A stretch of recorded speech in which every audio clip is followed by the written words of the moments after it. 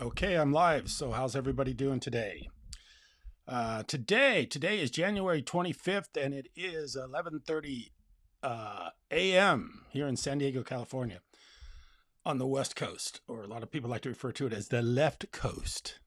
So, but it's not as left as you think it is. I mean, if you haven't lived out here, I lived in the Midwest. I've lived in San Diego, and I've lived in Nebraska for the majority of my life. And I can tell you what, there's a lot of similarities, a lot more similarities than there are differences. People think, oh, you live in California. It must be some sort of crime ridden, homeless shelter. Every place you go is like, I watched Gavin Newsom. I think it was he, did he, um, I think he debated DeSantis, and DeSantis came up with this thing about San Francisco where they plotted all the places where there were garbage or feces or whatever there was.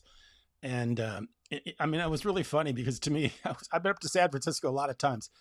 I like San Francisco. I don't think anything's wrong with San Francisco. Everybody says it's like a zombie um zombie place to because there's all these people that are drug. Yeah, there's places like that. That's the way it is here in California. There's places where there's a lot of people that you know are homeless. There's a lot of people that are, living well below or on the streets. But I will tell you one thing. I do a lot of walking around here because I like to walk because we live close to the ocean and it's a beautiful walk, and so I'd like to do that. Hey, I got somebody already popped up. Gold 13 Dragon, appreciate it. Bring you up on the screen. Add you to the screen. So there you are. Thank you. Hello, Kent. Hi. Hello, how are you? Nice to see you. So anyway, I do a lot of walking down here, and you see homeless out, and occasionally, maybe some nights you see somebody. And I used to see a guy all the time who's in a wheelchair, and I kind of felt bad for him. So I gave him my jacket, and I'd always give him a few dollars, and make sure he was okay. And then one night it got real cold, and for us, cold was 50 degrees, but it got down in the 50s. So I was kind of concerned for the guy. And so I went to one of the police officers in Carlsbad and I said, hey, do you guys need to take a look at this guy or keep an eye on him because it's getting cold out, and he's in a wheelchair, and he could possibly it could be harmful for him. So anyway, the police told me that they said we go around every single night and we offer every single person on the street shelter. If they want shelter, we take them in for the evening and we give them shelter. But most decline because they don't want to be in a shelter, because if they're in a shelter, there's, they can't do whatever it is that they're doing that probably ended them up on the street.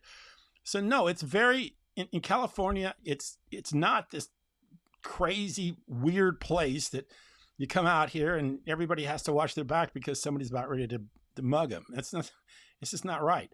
I mean, like I say, I grew up in one of the most isolated places in the country, Western Nebraska, in a little small town, and we were out in a farm 35 miles from that small town. So I saw both sides. I saw rural living and I've seen living in the city. And I tell you what, people make a big distinction between the two. There isn't that big a distinction between the two of them. I've been about half my life in Nebraska and about half my life in California. And there's a lot of similarities, a lot more similarities than there are differences. So anyway, back to the crypto market. I want to talk a little bit about Bitcoin today because I do see light at the end of the tunnel.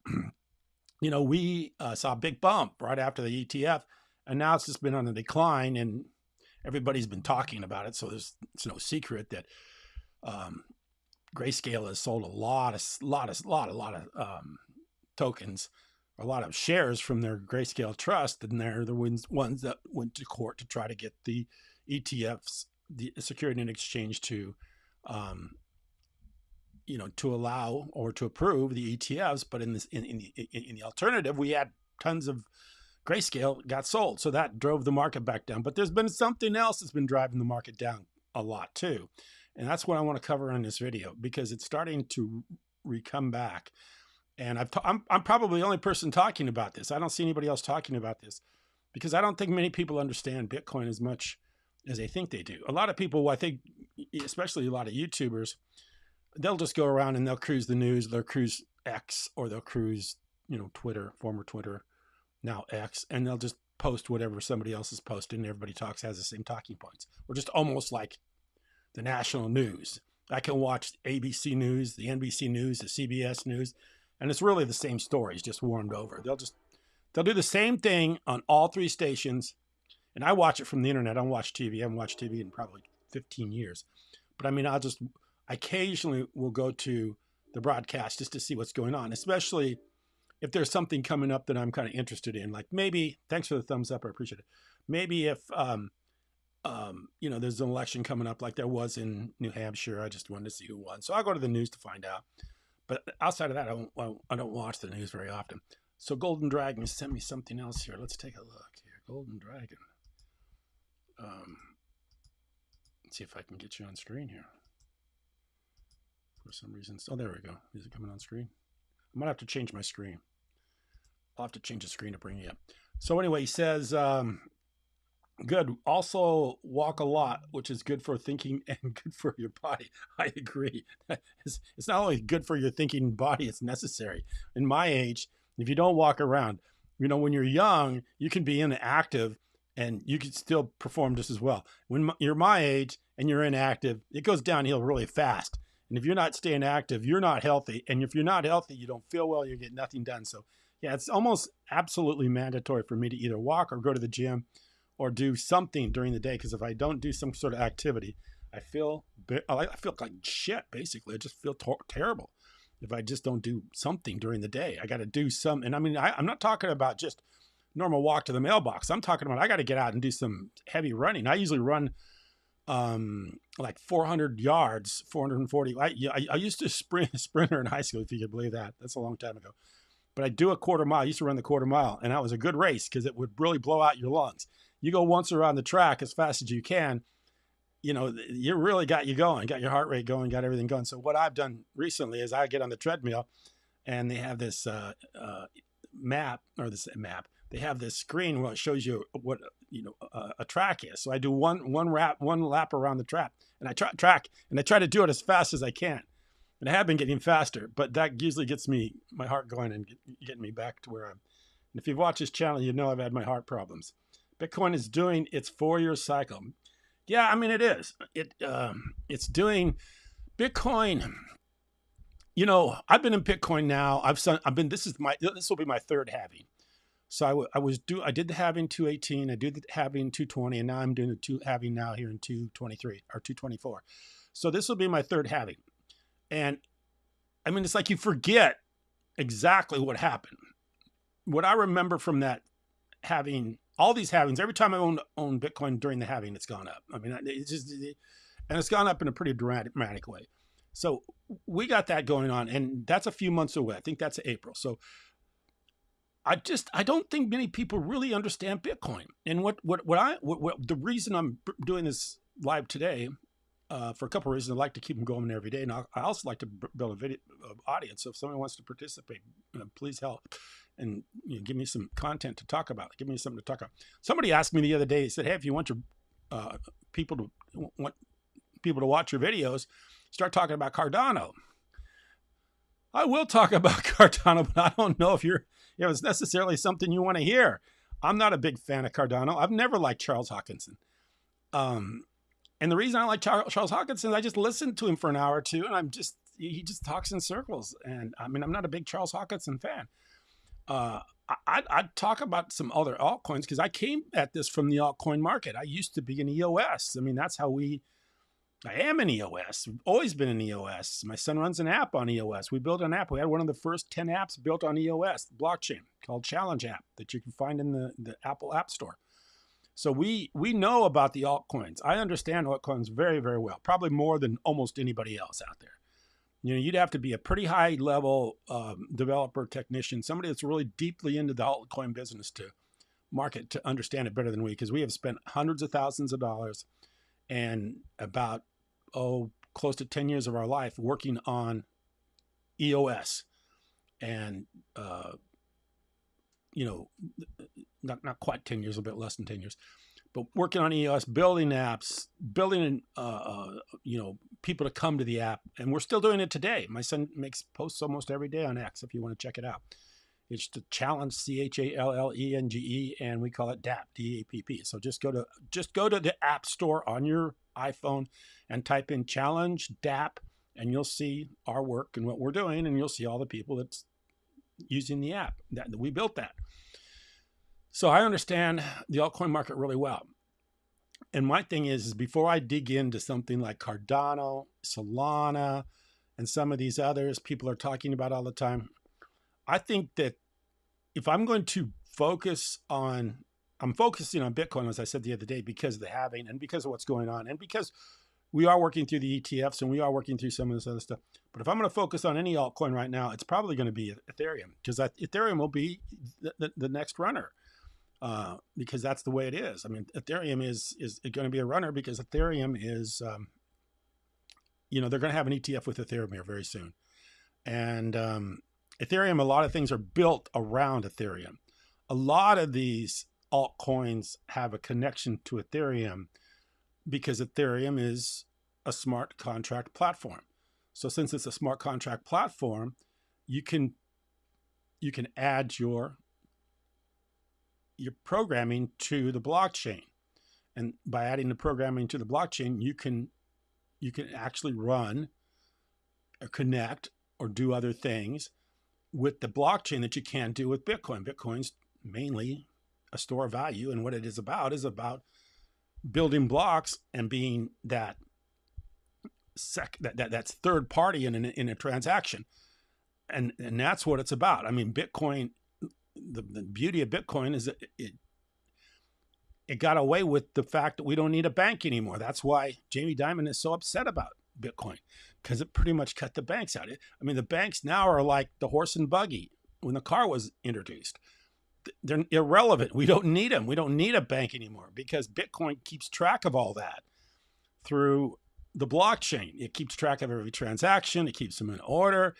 It puts all the content out there so it's transparent.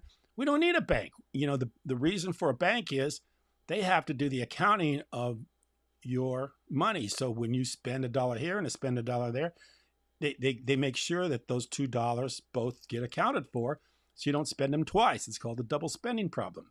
This is something Bitcoin solved. So Bitcoin eliminates the needs for the bank. And I was watching a video the other night with the largest building being built right now in New York City. The highest skyscraper is being built by Chase Manhattan Bank.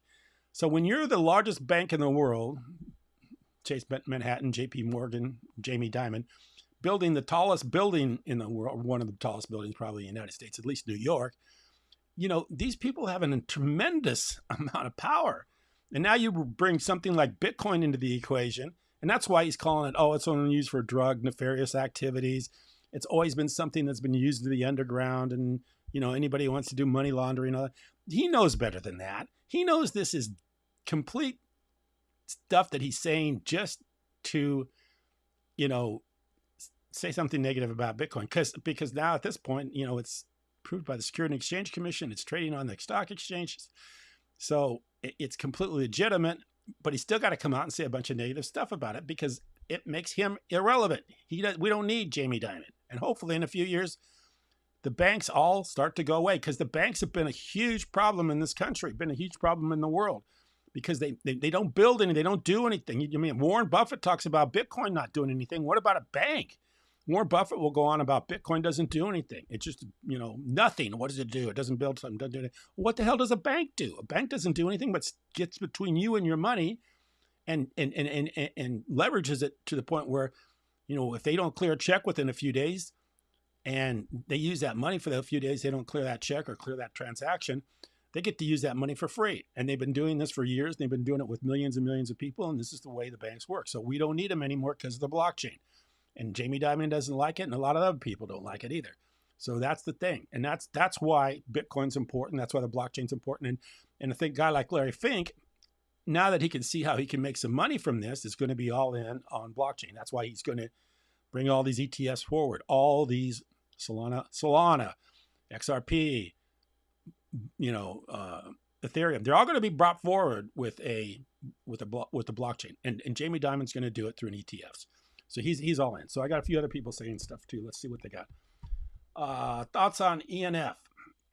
I love the ENF. good or bad for EOS? I see a few of the original followers are switching to Telos. Yeah, I mean, a lot of people are watching this probably because I used to do a lot of EOS videos. I'm not anti-EOS. I just have to find a better, bigger audience than EOS. Right now, EOS is, I mean, and the ENF's done everything they can do. The ENF tried to do what, was originally the intent of the Block One. Block One was supposed to put some money back into the blockchain. They were supposed to do some help. They had $1 billion set aside for development. They never did it. We knew a developer that worked for Block One, who worked directly with Dan Larimer. He was working for us at the time too. So he was working for Dan Larimer and Block One, and then he was also working for us as kind of a side business, side hustle. He was programming and working for us. He was telling us what was going on with Block One, and he was telling us what was going on with EOS, and it was not good. And we were being, we were being misled by what Block One and EOS was doing, and we were being misled by people like, Dan Larimer saying, "Hey, I'm not going to leave. I'm going to stay here." In fact, I think the thing he said is, "I'm going to eat from my own dog dish," or something like that, some stupid thing like that. And then what does he do? He leaves. And then what do we do? Everything falls to hell. So then the ENF has to come in and try to reassemble the pieces. The ENF did the best they could, trying to bring money back into it. The ENF did with the Pomelo grants. They tried to give some money back to the developers. They tried to rectify some of the problems Block One had done, but the problem is Block One had taken all the money, so there wasn't a lot to work with, and they still are struggling. But I think that over a period of time, there probably will come out of this, but it's not going to be instantaneous. The one thing I've learned with my experience of blockchain and these tokens is nothing goes as quickly as you think it's going to go. And a good example is what's happened here recently with Bitcoin. We thought as soon as the the ETFs hit, wow, we were going to see 50,000 Bitcoin and everything else. Well, nobody thought about the fact that the weather was going to go bad. The miners probably were going to lose because of the fact that bad weather meant lost electricity here. We lost electricity here in San Diego. So a lot of people in downtown San Diego didn't have electricity because of all those violent storms that came through here. They lost electricity in Texas. Miners went offline. The hash rate went down. When the hash rate goes down, the price goes down. Then we have Grayscale. They sell all their Bitcoin. And the reason they're selling it all is because it's institutional Bitcoin. It's not like, somebody just forgot to sell the Bitcoin because they had a few $1,000s worth of Bitcoin and they just didn't know what to do with it. This is pretty much owned by institutions by the way they have systematically sold it off. So, that's what's going on right now. I mean, nothing happens as quickly as you think it's going to happen. We thought we were going to have instant pop, but we didn't. Now we got all this dealing with the weather, dealing with the hash rate, dealing with the Grayscale, and guess what? We're back to $39,000 when we were at $49,000. So, it's going to take time with the EOS. They will be back. I think as long as the ENF sticks with it, and they continue to, we're in the age of blockchain. Bitcoin has now been mainstreamed. It's completely legitimate. The Securities and Exchange Commission completely recognizes. It's recognized by Wall Street. It's a completely legitimate thing to do. There's no more, like Jamie Dimon's still trying to say it's like only used for drug exchanges, drug money. I mean, he's so far behind the times. I think the guy knows better. He has to know better. He's not, he's heading up a company like JP Morgan. He's not that dumb. He's doing this because this is tactics. He's appealing to the very ignorant people out there that don't understand Bitcoin. And he's just saying this stuff because he's being overly dramatic about what the fact Bitcoin is. Everybody says he's just throwing out sound bites. Bitcoin's only used for drug money. Bitcoin's only used to launder money. Bitcoin's only used for terrorism. He's saying that stuff because that is what somebody that doesn't know anything about Bitcoin may hear and just believe without really doing any research themselves. So, hey Lenny, how's it going? Hi Kent, the price dropped, has nothing to do with weather or Grayscale. The charts were forecasting the drop. And I was telling everyone that a long time ago. Yeah, ETF hype. Um, yeah, I know. I remember you telling me that too. I can remember that. I think a lot of that was true. I mean, I do think there was ETF hype. And what we probably will never know is those people that threw a few $1,000s at this thing thinking that they were going to get a 10, 20%, 30% bump, at the point when it was announced. And then when that didn't happen, because all of a sudden the next day, I mean, the time that it went around 50,000, close to 50,000, 48, 49,000, that was like a couple hours. And then it just dropped right back down to like 43, 44, 45. And now we're down at 38, 39. I'll check the market here in a second. But yeah, there's a lot of people played this thing, speculated on it. And unfortunately, yeah, they probably sold. And that probably did mean buy the rumor, sell the news. And that's exactly what happened. People didn't understand. We got like 2 months. Well, we're in almost February, March, April. We have 2 months till we have a halving, which is probably going to do more for the price than the ETFs, in my opinion, because of the way it's what the halving is. It's hardening Bitcoin, making it harder to earn the rewards. It makes less Bitcoin out there, a lot less, half as much as. So you decrease the supply by half, because now every time a miner makes Bitcoin, they make twice as much as they're going to make in a month and a half. So you're going to all of a sudden have a supply crunch for Bitcoin. At the same time, you're having 11 ETFs buying, $1 billion, $2 billion worth of Bitcoin a day. So the halving is going to be huge. And that's people. I mean, anybody that was speculating on this ETF and said, well, I'm going to sell because the ETF didn't do what I wanted it to do, doesn't understand Bitcoin, because they don't understand the bigger event is yet to happen, which is the April event of halving. So anyway, I'm going to change my screen. I'll show you real quickly what I was talking about here as far as the hash rate is concerned. So let's just go to the big screen.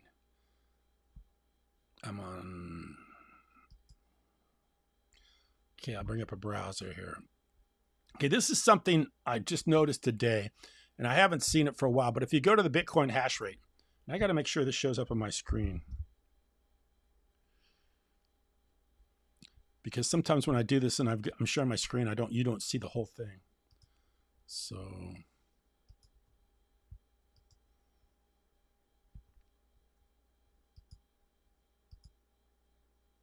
okay, here we go. So let me see if that's showing up for you guys. Kinda. Let me see if I can move over my thing a little bit.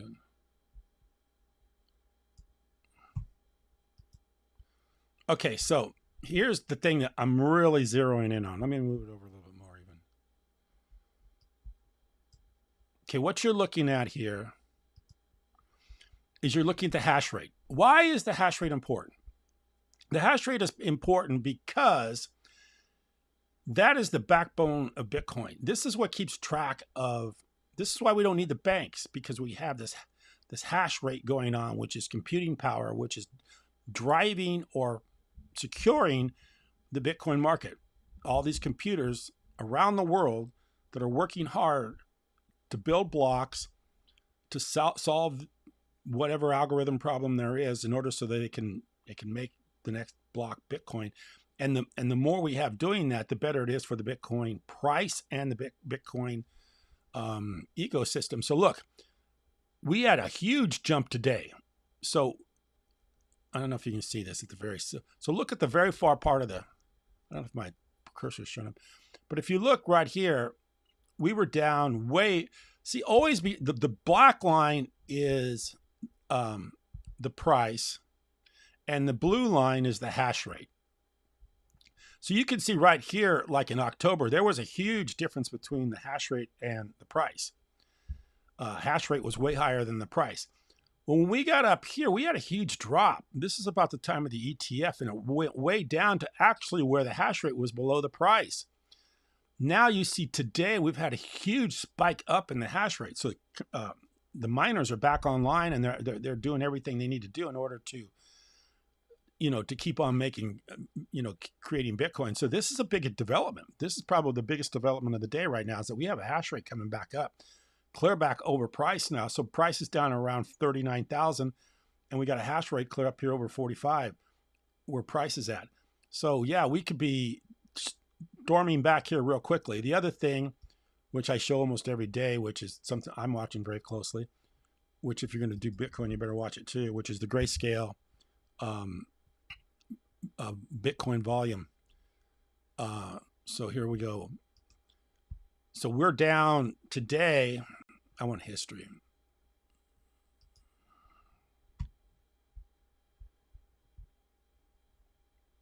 So I want to see what's happened over the period of time. So if you look at the history today, it's down to 11 million shares, which is we haven't had this low until January 8th. Actually, we had January 9th, we had 9 million. So it hasn't been this low in volume since before the ETF. So we didn't get the ETF announcement till the 10th and the 11th, by the way they did it. So on the 9th, we had 9 million shares sold. Today, we've had 11 million shares sold. So they're losing. This is starting to fall away. And I'm hoping in the next day or two, it'll go back to where it was before, or hopefully it goes back to almost zero, because this is institutional selling. This is not individuals. This is not, personal IRA accounts and stuff like this. This is huge institution volume. They're being forced to sell this because of the fact the ETF now has a lower commission for their ETF, or buying ETF Bitcoin that way. Plus, it's on a ticker. They can watch it on a NASDAQ stock exchange. And so they're eliminating this. This is going away. So, and they're selling it in a way that they don't want to drive the price down too much. They've been selling about $1 billion a day. Today, they're going to be well below $1 billion. In fact, I think $1 billion is probably around 21,000. So they'll be way below $1 billion today. And I don't know what the ETFs are doing, but they've been buying over $1 billion. So we may have a net positive today as far as buying Bitcoin. And that's going to be, so between the hash rate and the net positives, we should be going back over 40,000 pretty quickly here with Bitcoin if we're not there now. We're at 39,930. So I'm 39,933. Hopefully we'll start jumping back. Hash rate's back up. Grayscale's running out of Bitcoin. So hopefully these two combination of events will make Bitcoin price go up relatively fast. And we can get back around a 45. I think we should be in a $45,000 range right now. $45,000 to $50,000. Instead of being from the $38,000 to $40,000 range. And we've been trading this way for quite a while, for at least a week, a little over a week because of the Bitcoin, because of Grayscale. So anyway, let's see what everybody else has to say. So, U.S. selling Bitcoin from Silk Road. Could be. We don't know. I mean, I've watched a lot of other YouTubers. Everybody's speculating it could have been FTX. Then they say, no, it wasn't FTX. It was somebody else. Somebody in China. Binance. Everybody's saying somebody's selling. I don't know who's selling. All I know is that right now, the price is holding pretty hard at 39,000. Dropped to 38 a little bit. So we've been trading in the $39,000 to $40,000 range, which isn't bad, considering if you go out 3 months, that's not bad. I mean, we're in the range we were in the first part of December. We're only at the end of January. So, 2 months. But about the time that we have left before the halving is about as much time as we've been, we've had where this price has been up and then down. So I expect right now that we're not going to go any lower. I've watched people today say we're going to go to 30,000, but you can see that all over the place. Everybody talks that kind of stuff. I mean, if you want to get some views on YouTube, just go, I think Bitcoin's going to go to 25,000, and you'll get 20,000 people to watch your video. Okay. Golden Dragon's got another one in here. Okay, they're trying to break our market with the ETF. I am and always will be into crypto. I will too. I mean, I've been in crypto for 10 years. I've been in crypto ever since, well, actually, I'll tell you when got involved with crypto. So my son got me involved with crypto, but I was looking for something. I wasn't, like Dan Larimer or these people out there trying to build a digital currency. I wasn't that kind of a person. But I knew that the Federal Reserve was running on empty. I knew that they were printing money from nothing. And I knew that our government was spending money like crazy. And everybody knows that. That's turning pretty much you spend 5 minutes on the internet and you're going to figure that out. So I knew they had to have some sort of alternative system come into play. And then when I saw cryptocurrency, it says, this is it. This is what they're going to use keep forging this economy forward. We're going to have to go to a central bank digital currency. They're going to run everything on a blockchain, and they're going to have to do something different than they've been doing, because what they've been doing is played out. And not only is it played out, everybody knows it's played out. I've been around long enough to know that in the 1980s and 90s, when you talked about the Federal Reserve, nobody knew what it was about. Nobody knew what it did, and nobody understood how it worked, because we didn't have all the information we have today. Now we have information. And since we have information, they have to come up with some alternative ways of running the economy. Now we run it from the cryptocurrency blockchain. So let's see what else. Okay, right here. It says, Coin Market just posted the U.S. government filed a notice to sell $130 million worth of Bitcoin. U.S. government owns a bunch of Bitcoin. They've confiscated a bunch of Bitcoin. Who knows what they're going to do with it? I would think right now the government would want to hold Bitcoin, simply because now it's been approved. It's not like, if they're confiscating Bitcoin, it's not like it's some rogue, thing like holding, something that's not legal. It's completely legitimized by the ETFs. So if the government's holding Bitcoin, they're holding Bitcoin. But the point about this is you got BlackRock now has a lot of Bitcoin. You have Fidelity has a lot of Bitcoin. You have the U.S. government owns Bitcoin. You've got countries around the world. El Salvador uses it as their currency. You have a lot of people around the world. We probably are not going to see huge swings in Bitcoin. Like this last month, we have seen a $10,000 swing and a $40,000 Bitcoin. Those are probably going to lessen because of the fact so many people will hold Bitcoin. You're not going to be able to swing the market as quickly as they have here recently. Because like right now, like Grayscale, they can affect the market with 21 billion worth of Bitcoin. They've totally distorted the market, made it go down. And in the future, we're going to have a lot more of that, where big institutions will be able to stabilize the market and not make it have these big swings, which will make it better for a lot of people. But for people that are really looking for these huge returns, we'll have to turn to the altcoin market.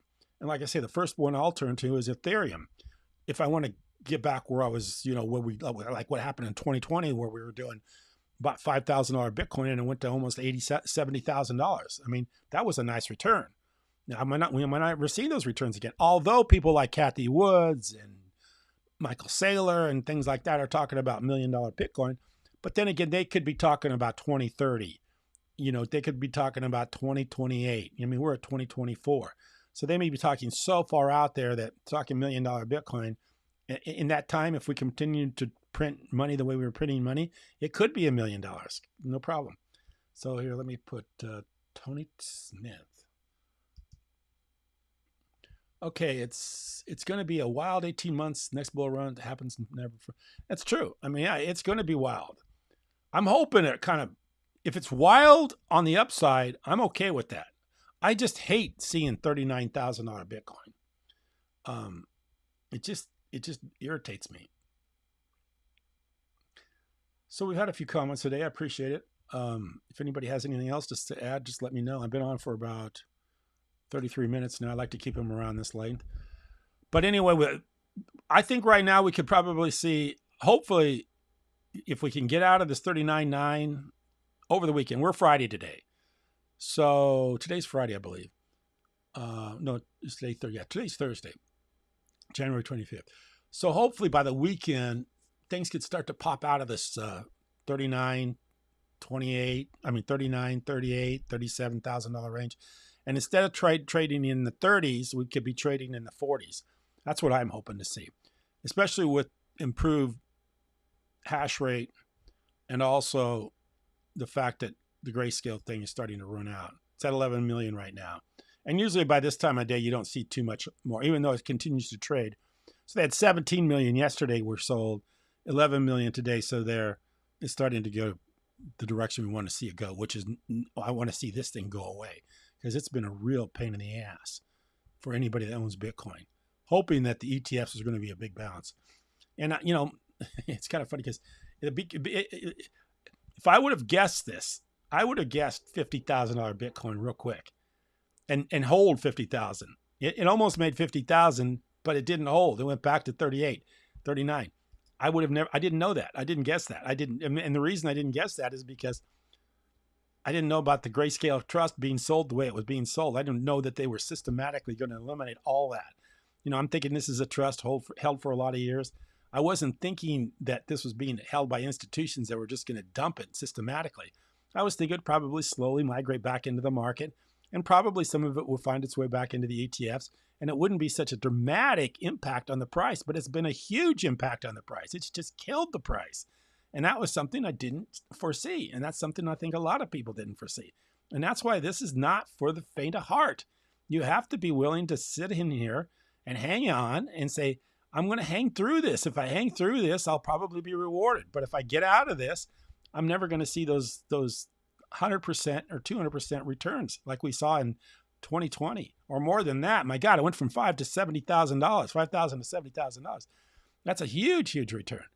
I mean, you're not going to see that if you just sit here and just obsess over stuff like what's happened here with Grayscale. So anyway, everybody that sent me, let me see if anybody else has talked. Yeah, anyway, I had some nice comments today. I appreciate it. You guys bring up some great points. The government having Bitcoin selling, ETF being a little bit of buy the rumor, sell the news. Yeah, I mean, all that stuff's good stuff. I mean, that's exactly what's going on. It's funny because I usually, whenever I ask people for comments, I always do learn something from it because, me just sitting here talking all day long and giving you information isn't. It's one perspective. Many perspectives is how things usually get figured out. You have 4, 5, 6 people get together and they all give you what they think's going on. You're probably going to come up with a much better idea what's going on than if one person sits there and pontificates about what they think or know, because everybody has their biases and everybody has their ideas, and nobody can see it through somebody else's eyes. So it's fun. It's great to be on a live and see what everybody else has to say and other things people have to talk about too. So I appreciate it very much. Thank you very much. Appreciate the time that you've given me for letting me talk about this, and I appreciate the input that you've given me to help me understand this as well, because there's a lot of things I don't get. Like I said, I missed the Grayscale thing. I thought the Grayscale thing would be a big little blip on the map. I didn't think it would be a $10,000 drop. That's basically what it was, a $10,000 drop. So I don't know if I'll be live tomorrow because I'm going to go up to Los Angeles. I have to go up to LA tomorrow for an event, and I'm going to go up there for an event tomorrow. I could probably do something off my cell phone, but we'll see. I'll find out. I'm going to be busy with an event tomorrow, and we'll see what's going on. So I appreciate everybody watching, and have a good weekend. Thank you.